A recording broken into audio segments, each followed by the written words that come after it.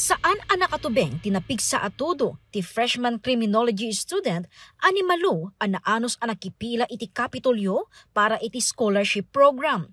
Saan ang nagdudwa ngemket di inikan na ti oras numan pay adda klase na iti panagaplikar na iti programa. Tubo isuna ti alawa tinig ken estudyante iti University of Abra Lapas Campus. Agpada aman nalon tinaganak na ken anuguten na apasaray kurang ti monthly allowance na.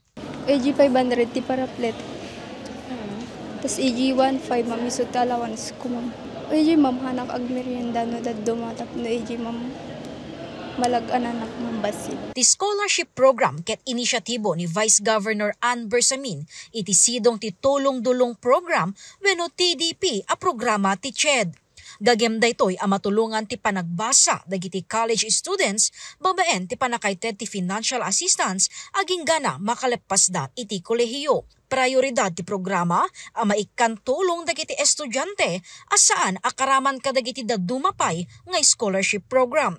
Kadagupan a 1,650 slots tinaituding iti probinsya.